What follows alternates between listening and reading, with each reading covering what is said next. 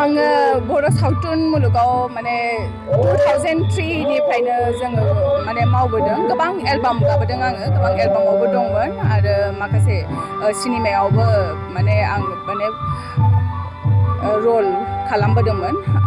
बेनि उनाव आंनि गोमानानै थानायनि जाहोना जाहैबाय आङो माने इडुकेसननि थाखाय आंनि फरायनायनि थाखाय आङो माने बाहेरायाव दंहैयोमोन आरो आङो 2007 आवहाय आङो माने खैरागोर माने बेहाय मोनसे एशियानि बयनिख्रुइबो सिगांसिन music and fine arts college दङ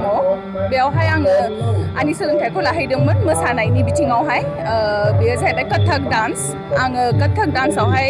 BA खालामदों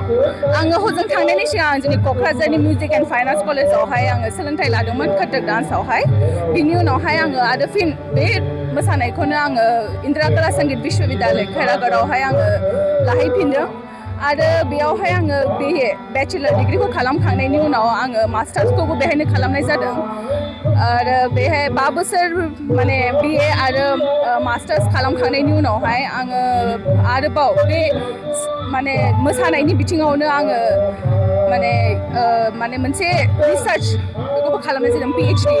बेखौ आङो 2013 आवहाय आङो माने PhD नि थाखाय माने इनरल जादोंमोन बिनि उनावहाय आङो माने PhD खौ जेला कमप्लिट खालामो बेसिम सफैगौ माने 2019 हालागैसो आङो माने फुरा आंनि रिसार्चखौ कमप्लिट खालामनानै आङो 19 आवनो माने आंनि माने PhD डिग्रिखौ मोननो हादों डान्सआवहाय कथक डान्सआवहाय बिनि उनाव जे नोंथाङा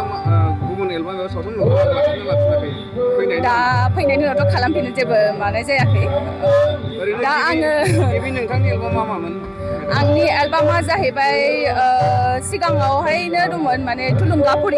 थुलुंगाफुरियाव जों साथाममोन आं दङमोन ओमफ्राय जिउथि पुनम जों साथाममोन आरो बिनि उनावहाय सिरि सिरि मोथो मोथोआव दंमोन रायज्लायदाव मेथाइआवहाय रिड रल खालामदोंमोन आरो बिनि उनावहाय माखासे सानजानि माखासे एलबामावबो खालामदों आङो मोनसे बेहाय गान दंमोन माने सानजानि जारां साना बेबायदि आरो बिनि उनावहाय मोनसे बेहायबो खालामनाय जादों बेबो जोंनि नङामोन बेबो गुवाहाटीनिमोन बेनि सावथुननि मुङा जाहैबाय आखलमोन आरो बेहाय खालामनाय जादों गोबां जे अनसायगिरि बिथांमोना सोमोन्दै मिथिनो हांखुर जानानै दङ दा नोंथाङा बबेयाव थानानै दं दा बबे जायगायाव दं नोंथांनि जोनोम जायगा एबा नोंथाङा दा बबे आंनि जोनोम जायगा क'क्राझारावनो आं हादानपारायावहाय थायो ओरैनोथ' जाबाय मेरिट जाबाय ओंखारफिननो सम नायनोसै होनो हायोबा ओंखारफिनगोन मानो होनबा आङो दा जोंनि क'क्राझारनि कलेज अफ टिचार इडुकेसन जेखौ जों BEd कलेज होननानै मिन्थियो बेयावहाय आङो दा लेक्चारार दंगासिनो दङ आङो लेक्चारार साख्रि मावगासिनो दङ बावैसो जों माने गभर्नमेन्टनिफ्राय APSC निफ्रायहाय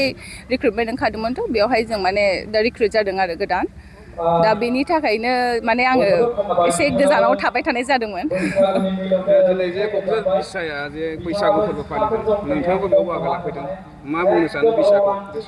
जोबोद गोजोननाय मोनदों आङो बेवहाय फैनानै मानो होनबा बेसेबांबा गोबाव आंबो लोगो मोनाखैमोन जोंनि फुराना आर्टिस्टफोरखौहाय दा लोगो मोनफिननानै जोबोद गोसोखौ गोजोननाय मोनदों